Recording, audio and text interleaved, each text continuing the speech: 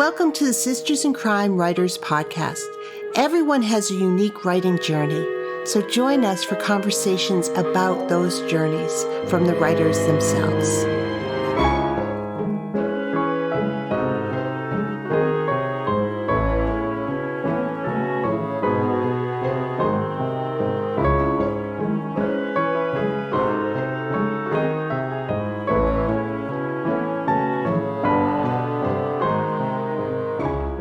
This is Julie Henrich as the Executive Director of Sisters in Crime, and I'm really delighted to welcome Teresa Inge to the podcast this week. Teresa is an award-winning author of Southern coastal mysteries. She's known for engaging readers with her unique storytelling.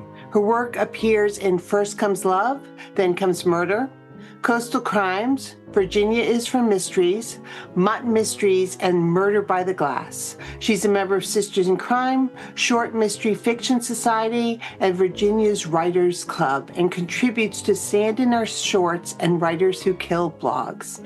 By day, she works for a global financial firm as an administrative assistant, corporate reporter, and notary administrator. When not writing, she shows her 1955 Torch Red Thunderbird at car shows and resides in Southeastern Virginia and the Outerbanks of North Carolina with her husband, AJ, and their shepherd dog, Luke. Teresa, welcome to the podcast. Thank you, Julie, for having me. Well, I'm looking forward to this conversation. You and I see each other at conferences once in a while, but I always love to talk to people about writing, and I start the same way. When did you say to yourself, I want to write a book? Well, it actually started when I was a kid. So I loved reading anything mystery related, like Poe. I loved reading short stories. Of course, Nancy Drew, Hardy Boys. But it extended off the page because my mother was a big mystery lover. So she and I would watch many mystery shows together, including Alfred Hitchcock, Sherlock Holmes, Perry Mason, and then later, of course, Columbo and my all-time favorite, Murder, She Wrote. But these early experiences with mysteries actually influenced my writing because as an adult, I started writing for our local newspaper and I contributed to them for many years. And at the same time, I was a corporate reporter at work, which I still am to this day after a long time, which is great. But contributing to reading mysteries, watching mysteries, and then writing professional articles actually led me to write my first short mystery, which was published in 2006. And I can tell you that was a thrill to get it published. And maybe back then is when I maybe thought I could be a mystery writer. I didn't know, but I thought I maybe. On a side note, this year marks 2 decades of my short stories being published, and my 20th book featuring a short story will be out this year. So it's been great, I have to tell you, writing short stories all these years. So short stories are a different skill set. They're 2 different skill sets, but it's the same sort of thing. So we're going to talk about the craft of writing, but let me ask you a couple more questions about the progress, because being a fan and reading a lot of mysteries as a kid definitely adds to things. But being a reporter and sort of a professional reflector on what's going on, for the journalists and the folks I've talked to who've had that skill, that's a wonderful skill to have. And some of the reporters I've talked to also like fiction because it lets them tell the story in a different way. It lets them fix things, or, especially in corporate reporting, you can't say, oh, he's not great. In a story, you can make him the villain, which is like, wee. Right. Do you find that skill set of being a reporter and just having to craft a story in so few words, but of complete story, was helpful in figuring things out? Yes, very helpful, because with the newspaper, when I wrote for the newspaper, was a contributor for them, I had a word count that I had to meet, and the word count was short. So it was probably maybe 350 to 500 words, and I had to make everything count. So that definitely helped. And then working as a corporate reporter, so for several years, we could write articles up to 600 words. Well, now it's cut back to 350, but I still had to create an article in a short format. So I'm used to short formats. I love writing short formats. I love writing tight. And I love getting all the information out there with tight writing and, in the short format. So, yes, it definitely has helped me, I have to say. And I think it may have contributed to me sticking with short stories, to be honest.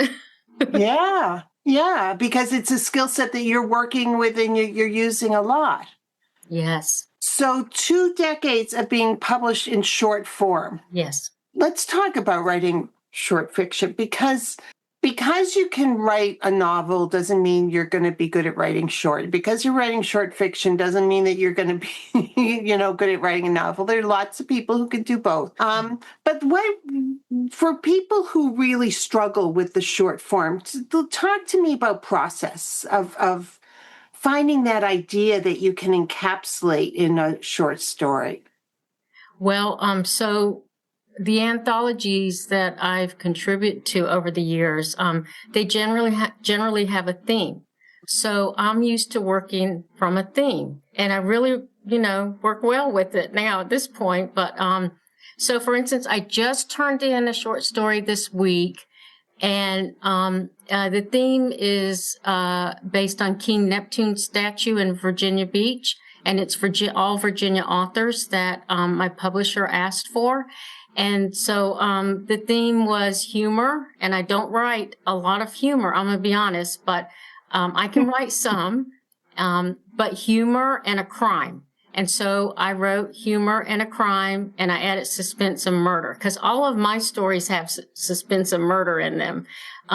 So I don't say it might have been a little bit of challenge for me to do that, but so that's the first thing I start with, is the theme.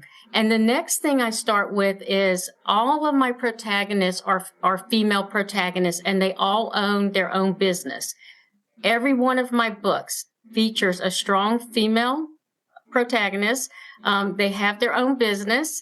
And the reason I started doing that and stuck with it is so that they're not behind a desk. They're stuck behind a desk, right? So if they have their own business, there's a little bit more time for them to get out and start these sleuthing adventures.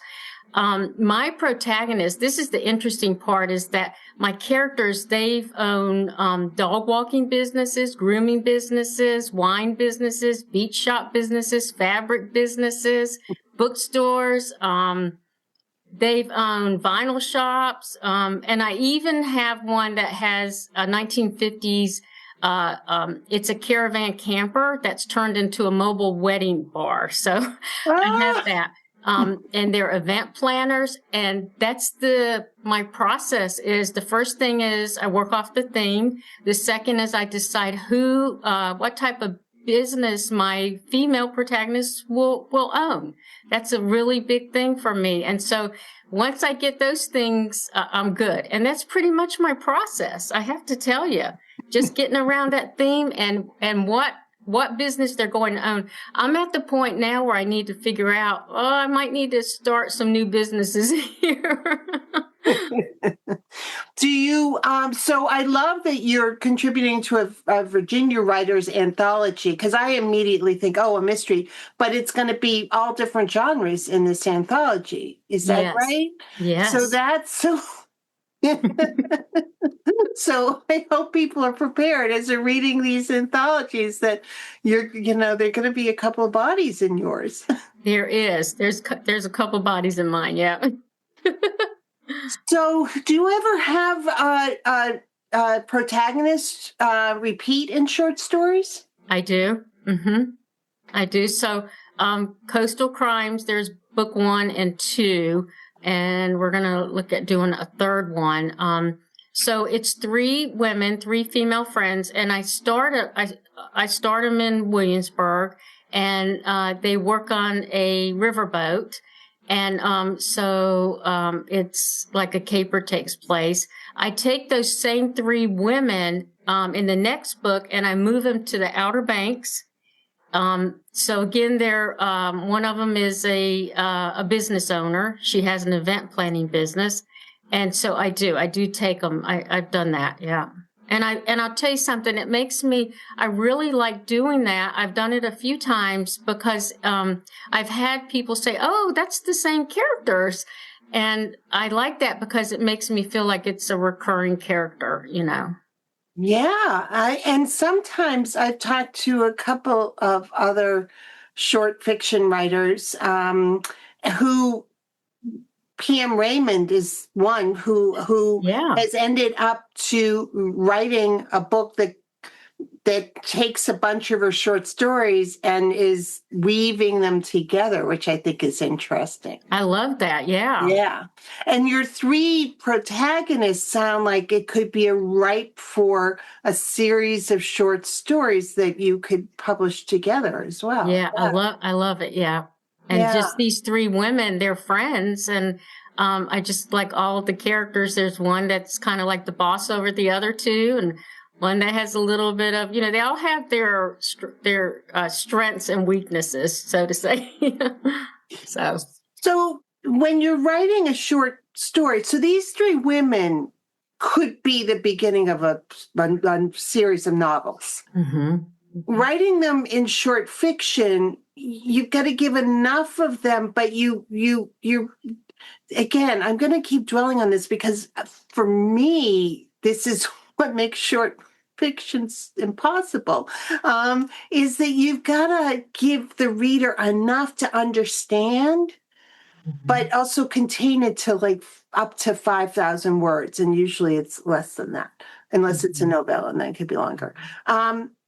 How do you ever have an idea that you just think, okay, this is too big for this, or this is going to be 3 short stories because it's too big an idea? I mean, how do you go through vetting your ideas? I think that could actually be a novel actually later. And I have another one where 2 sisters who actually own the mobile wedding bar.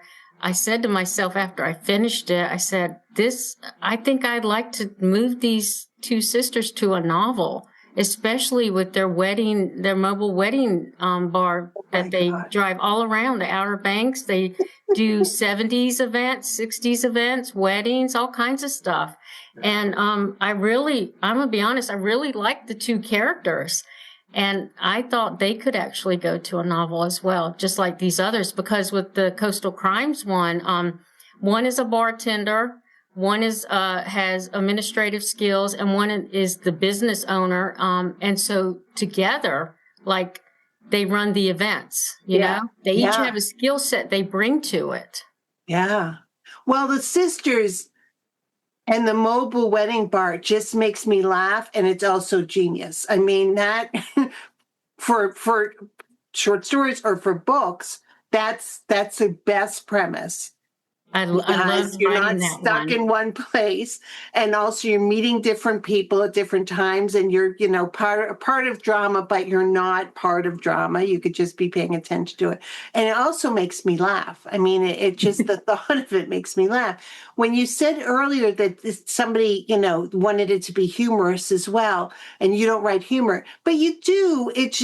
It's funny, but writing humor to make it funny, it's hard to do it on purpose, right? Yeah, it's kind of with that one.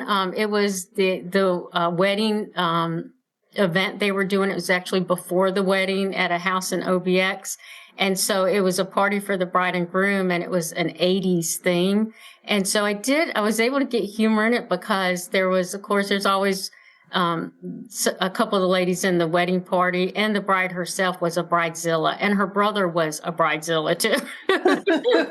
He was the brother of the bridezilla, but he was as well, and he came out to be a really good character. But I was able to get humor in that because I remember when they got out, I wrote them out coming out of a SUV. one of the sisters says, "Oh no, here's the blonde ambition." And so I looked to 80s words and 80s themes for that, and it was Oh, fun. And it did oh. come out humorous. I was surprised I could write humor. Well, I'm not. Knowing you, I'm not. But also that's great. I mean, 80s theme, and yeah, It that's was my fun. time. Um, so you write for anthologies for folks listening who are just starting out and maybe interested in writing short fiction, because it is a great way to develop craft and to figure out how to tell a story, because Yeah, you still have to hit the beats. You still have to yeah. have your inciting incident and have a reason for this, people to get involved and have plot twists, and then you end it. But it's just, as I said, it's more contained.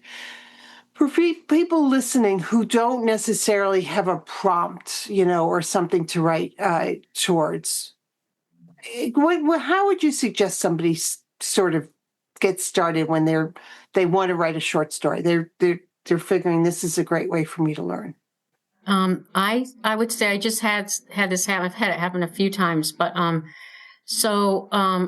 always tell people, hey, when they ask me, other authors that are novelists actually and have a lot of novels out, I always tell them, buy one of the anthologies and read the short stories and just see how each author does it. And you'll get a feel for how it's done. But really, I think that's the best way to do it, is just to read some short stories to get an understanding of it. And it's interesting because, I noticed, so early on in my career writing short stories, I had asked a couple of my author friends, hey, do you want to be in this anthology? And they're like, I can't write a short story. I cannot do it. It's too hard. And I'm like, you can do it. And they're like, no, I can't. But I noticed last year and the year before, there's been a boom of anthologies. And guess what? They're in them. And so they Right. did do it. They did do it. But I've told people, read short stories to get a feel for how it's done, actually. Yeah. Yeah. And then once you read them and start writing, it's short. Like with short stories, every word counts, every sentence counts, every paragraph counts. Dialogue counts as well. And so one of the tricks I use in short stories is dialogue for moving the story forward. So you could have two characters who are discussing maybe a crime or murder has happened, and maybe they're getting ready to go look for, to help solve it, and use that dialogue to move that forward. And I do that quite a bit in my short stories. That way you get dialogue in, you get your two characters interacting. And so that's another thing as far as short stories go, because you have a word count. Generally, they're anywhere from 1 to 5,000 words, and you have to meet that. You can't go over it. And my short stories generally fall around 3,500. It's just where they fall. I don't know why they do. I read other short story authors. They fall at 4,500, 4,000. So we all kind of have our thing. Right. But I would definitely recommend reading other short story writers, and go from there, actually. Mm-hmm. When you wrote, let's talk about the sisters, because again, I love that. I love that idea. What came to you first? The idea of the sisters and the mobile wedding van, or did the mystery?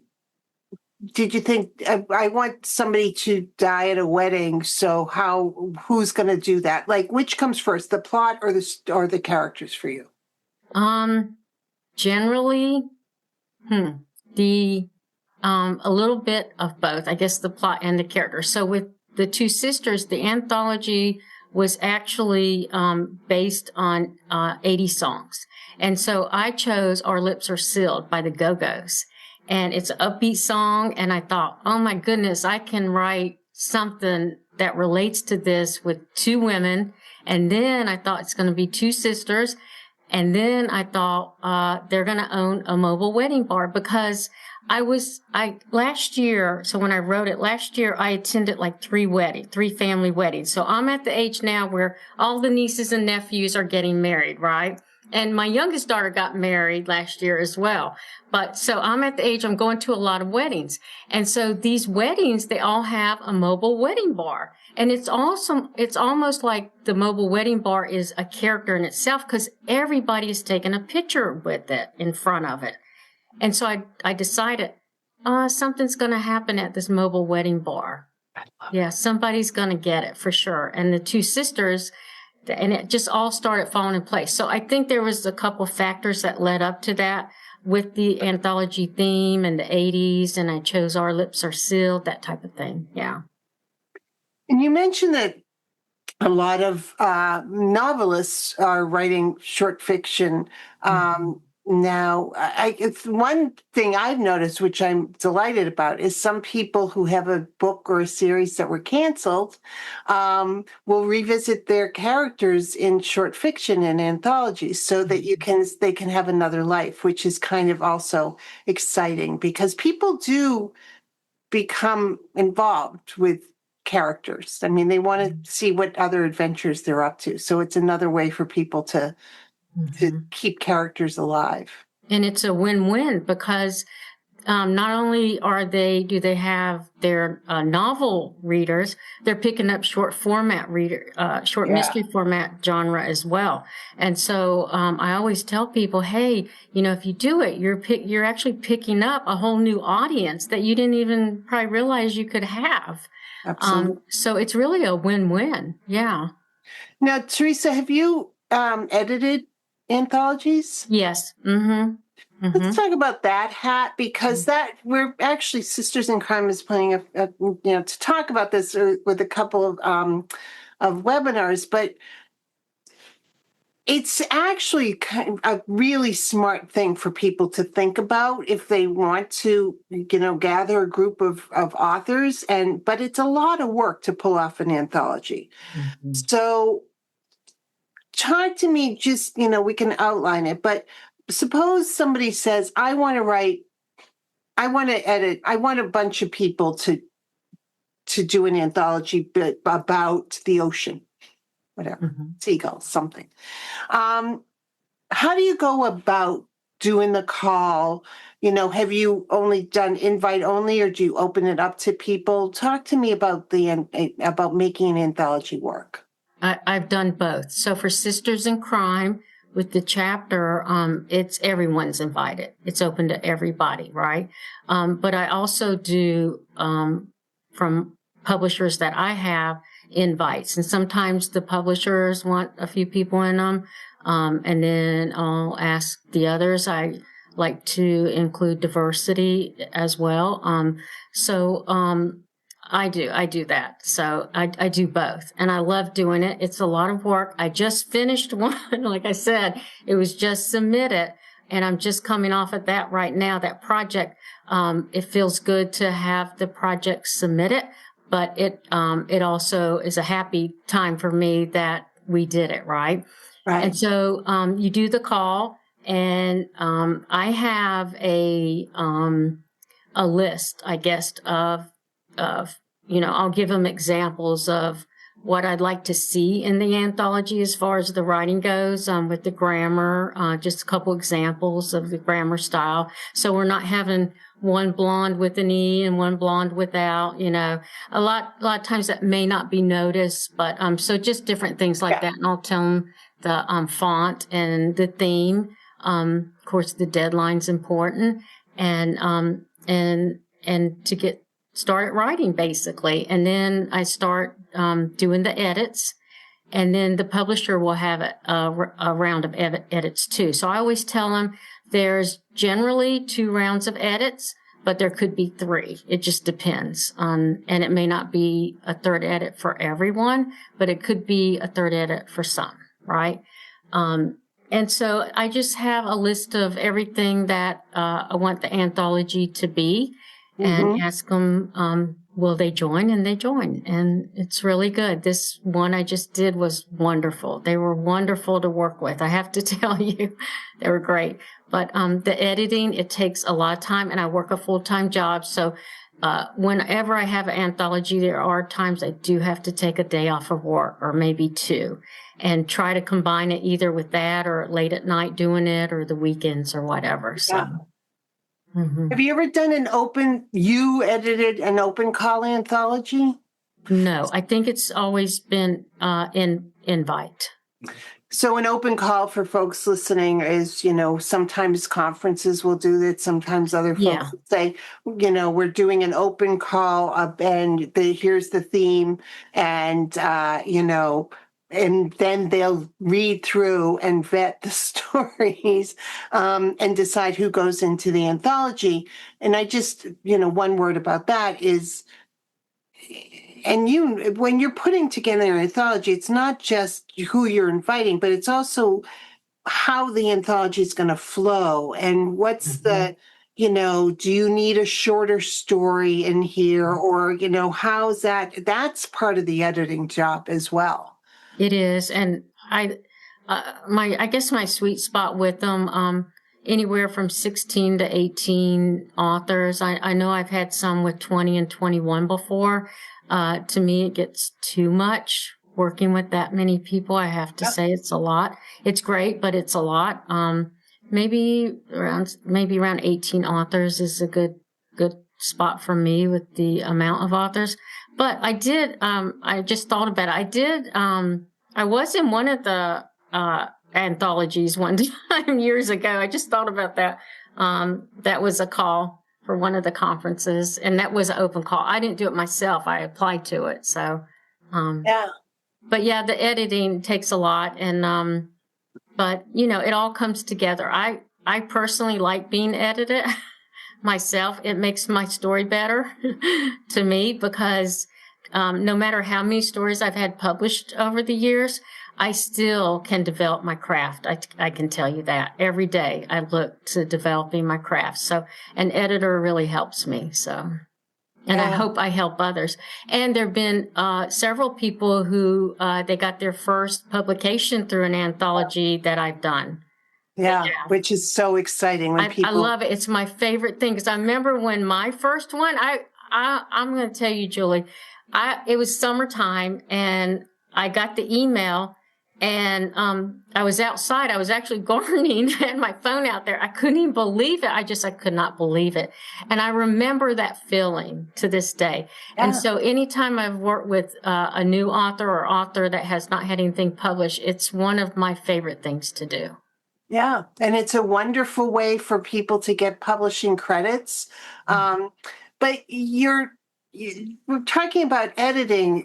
That's a wonderful way of looking at it. And I think that when you're working with authors, those are the people you want to work with too, are people who are open to being edited, because, you may be editing for, as you said, you have a style sheet. So there's that, but it also might be, this is repetitive. This isn't clear. Could you bring the theme in a little bit stronger here? I mean, you've got so many things you're thinking about that can help them shape the story so it fits better in the anthology. There's one in this one that I won't mention the person, because they've written a lot of stories as well, and they're really great. But and the person didn't even realize this, but I told her when I was editing.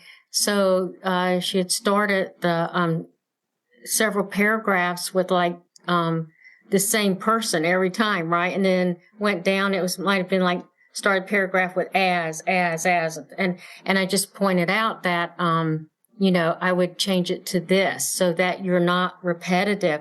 And she sent me a note back. She said, I didn't even realize I did that. And she said, oh my gosh, I just learned something from you. I said, well, she said, thank you. I said, well, you're welcome. But someone taught me that. Yes. Yeah.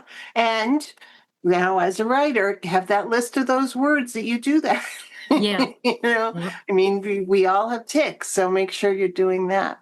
I love that you said you're always learning and always developing craft. How do you challenge yourself when you're writing short stories or writing anything? How do you keep challenging yourself? I think I just want the story to be the best it can be, right? And I challenge myself. I keep taking classes, and through Sisters in Crime, I take a lot. I do the workshops when they're offered. So I always am developing my craft. But as far as challenging myself, I just want it to be the best it can be. I know this is different, but it's like a resume. You want your resume to be the best it can be, right? You really do. You want it presented well. And my short stories, I always kind of look at it. I want it presented well to my readers, that it flows and it reads good. And there's not a pause. They're like, oh, I don't understand that. Because as a reader, I want to read through something, right? I just want to keep going and keep reading without that pause. Like, I don't understand that, because that stops you. And so I guess I always challenge myself to make sure the story flows. Maybe something I do. I also have spoken with authors who write in one genre. So they may write cozies, they write novels, but they'll write dark short stories because it's a different thing to explore. And that's the other opportunity I think short stories give you, is that you may not write horror normally, but maybe you can write a short story or challenge yourself to understand the genre enough to write a story in that genre. Or maybe thriller. Right? A thriller, yeah. Right? I mean, or spy or whatever you want to do, but it's kind of an opportunity to sort of see what you can do differently. And it's a container. Again, it's 5,000 words, especially if you're given a theme and not specific. We're only looking for this type of book story, so that it's for folks listening, it can also be a way to challenge yourself. Yeah, and I don't ever want my writing to grow old or stale or anything like that. I want it to always be fresh and interesting, I guess. Do you save short stories in a folder that you might have submitted somewhere, and that and then remember, oh, I've got this, so I can submit this here? I do. Yeah. Do you ever take those out and rethink characters and think, oh, let me put this person here? Is it like visiting old friends? It's like visiting old friends. And a couple, like early on, I look back, I'm like, oh, I could have done something different with that. But I mean, you can't change it now. No, you can't. Unless you take all of your short stories and put them in your own anthology, then you could change them. Yeah. So I'm going to ask you about about these sisters. And if you were thinking, let's just put it out there, because I think it's I don't know, for lack of a better word, I'm just going to say it's brave to say, oh, I may throw this challenge down for myself. If you were going to write a novel with these sisters, how would you start? You got to complicate stuff in order to get those, whatever 1,000 words in. Whereas you're used to really, I'm going to tell you this story, and here you go, and you're lean, and you got to add a lot more to it. So how would that start for you? I mean, you've got the sisters, you've got the fabulous hook on the series. I think I'd start them in Outer Banks in North Carolina, because I write all coastal mysteries. They would live down there. They would probably, one would be maybe, because they're in their 50s, and so one at that point might be widowed and one might not, or divorced. Yeah, stories, yeah. I'd give them all these different things, going on in their own personal life, in addition to doing all these events and having things happen at these events, doing 70s parties and 80s parties and weddings, and things happen, or like a high school reunion or something that's somewhere at somebody's house where they bring their mobile wedding bar. But I would give them things that happen to them as well. Yeah, definitely. Yeah. They sound like, it's fun when you talk to a writer. When I talk to a writer and their eyes light up because they're talking about people, and your eyes light up when you talk about the sisters. I love writing. Sisters are such a great dynamic because you love each other, you die for each other, but also nobody can get in your nerves like your sister can, and you can, but it's safe. Like you can have an argument but it's okay. I do have them, and they're held up in a hotel room because the police have told them they can't leave. And so they do get on each other's nerves. In that one scene I write. Yeah. They do. I have a sister. Right? I mean, it's fabulous. So 22 decades of writing and editing, writing, doing the work that you do. Hopefully 2 more decades of more things to go. You're also actively involved with Sisters in Crime and with chapters and doing that. Can you just talk about the importance of community? Sisters in Crime being one, but also you're in Short Fiction Society, and how that helps you as a writer? Well, so Sisters in Crime. So I was at a writers' conference. It was a Virginia Writers' Conference years ago, right? And I did not know of Sisters in Crime. And so I had the good fortune to sit next to Ellen Byram. This is Ellen Byram, not, not the other Ellen. There's 2 Ellens that have similar last name. And I had the good fortune to sit next to her at the lunch. And she told me about Sisters in Crime. And I was like, oh, I never heard of them.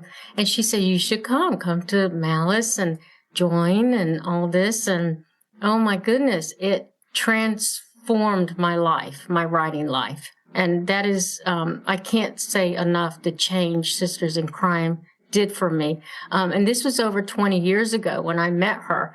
And so I joined, and I knew, I didn't really know the sense of a writing community. I knew a little bit because I had joined a romance writers community in my area. We didn't have any mystery back then, and they were the closest to I had to join something, right. And they were great, but they weren't mystery.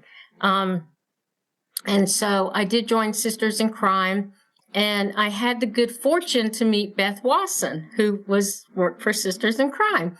And I didn't know anybody. I knew Ellen, and she was busy. But so Beth invited me to go to lunch with her and some other authors, and she introduced me to people. I met people. I became connected with people. And Sisters in Crime would have a table, present set up at the writers' conferences. And so I would sit there while Beth was, she had other things to handle. And I remember, she said, Jess, if anybody comes by, talk to them about Sisters in Crime. We're looking for, you can register them, to become a member. And I actually registered people. And there's still a couple to this day that are still Sisters in Crime members. And this was years ago.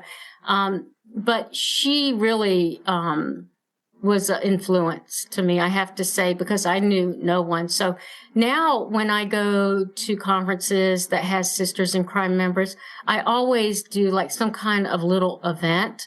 And there's other Sisters in Crime members involved as well. And I have people tell me now, they say, you were my first contact when I went to that. And it makes me feel good because I remember Beth being my first contact. But I just can't say enough about Sisters in Crime and belonging to a writing community. I was introduced to mystery writers conferences.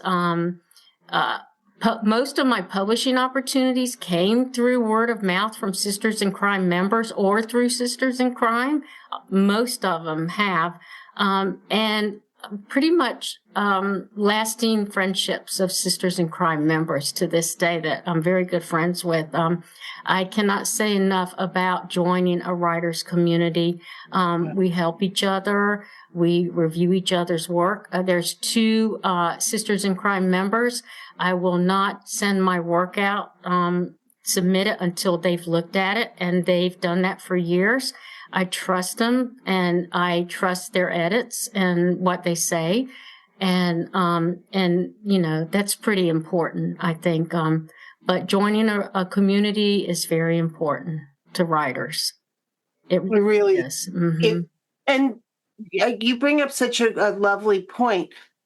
most writers are more on the introverted side. And so just going to a conference is a leap of faith. And if you don't know anyone, that's scary. But if you can find somebody else who belongs to an organization you belong to, or go to an event that someone's putting together so you can meet other people, that can be so helpful. It's very helpful. It's very great. I feel like I owe a lot to Sisters in Crime all these years. And I'm just glad that, like with Sisters in Crime, there's so many opportunities there. It's like there's so many.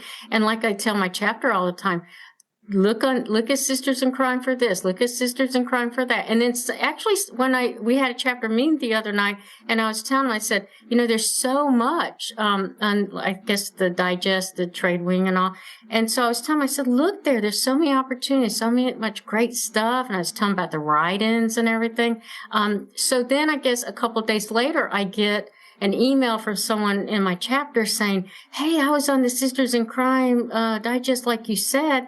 And they said, hey, can you, do you know so-and-so? Because they're looking for bloggers, for someone to come out and blog. And I said, yeah, actually, I do know them. And so I kind of hooked them up with them. Yeah, this is how you build word of mouth in your community. But what you've also said is so important. You pay it forward. You support other people. It's not a quid pro quo all the time. It's that you're building a community. So when it's your turn or when you need support, they're there for you.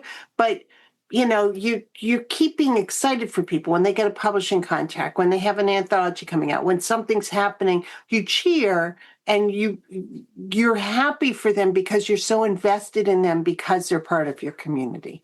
Mm-hmm. It's great. Yeah, it's really a great is. Organization for sure. And then the Short Mystery Fiction Society. So, they have the Derringer Award that comes out, and you vote and everything. They received, I want to say, 50 anthologies this time. I'm pretty sure that's right. I'm pretty sure that number is correct, but I was just surprised. I have to tell you, in the past, I don't recall them seeing that many myself, and I've been a member with them for years. I was like, whoa, wow, that is great. Yeah. It's great. It is great. It's such an interesting time in publishing because, back in the day, F. Scott Fitzgerald or Ernest Hemingway could, make a living writing short stories. And of course, they wrote novels too, but short stories would pay you a living wage. That isn't true now, but there also are so many more opportunities to be published. So it's there's a balancing act. And it introduces you to a publisher as well. Like for these anthologies, you get a chance to be introduced to a publisher you may not have known of before. So That's right. That's right. And when you're reading an anthology, it's always good to see who the publisher is because that's part of building up your knowledge about everything else. Mm-hmm. And I really appreciate you giving Beth Wasson a shout out. She is my predecessor. She was the executive director of Sisters in Crime for 28 years, which is a long time. And she was a presence at so many conferences and so many events and would talk to people and, was the voice on the phone and everything else. And so she has an amazing legacy with the organization as well. Sure does. Yeah. Mm-hmm. Teresa, what would you, as we're wrapping up and we want, I'm hoping people get inspired to try and write, definitely reading short fiction, but if you're a beginning writer, I'm not going to tell you it's easy, but I'm going to say it might be a good way to try something out, to just see to develop an idea so that you can finish something and then work on it. But how would you encourage people or give new writers something, what would you tell a new writer? I would encourage them if they want to try a short story. Number one, so they're being introduced, of course, to a short format, right? And it's an opportunity to connect with other authors in the anthology. And I can tell you one thing too. So sometimes short stories are a hard sell. I do a lot of book signings. They are a hard sell, but I've noticed over the last couple years, it's better than it used to be. It's great, actually. But I always tell people, hey, you can read a short story, like right before you go to bed. You can read a couple short stories, and you actually finish it, and you know the outcome, right? And it's great. And you're introduced to maybe some authors you didn't know before, and some diversity as well in the short stories, where maybe you weren't as familiar with short fiction, but now you are. And these authors that you would have never known, or the publisher. Right. So for those breaking into it, I would say get out there and give it a try. You'll be in a book with a lot of other authors, which is great. And you have opportunities to do book signings. Right. And it's a good format to learn, I think. Yeah, and as readers, if you see an anthology signing in your area at a bookstore, or, there's an anthology event at a library, go, because you're going to see a whole bunch of different writers, which is exciting and interesting, and anthologies make lovely gifts. Yeah, they make great gifts. We do them, like when we do ours, like we'll turn it into like, okay, let's make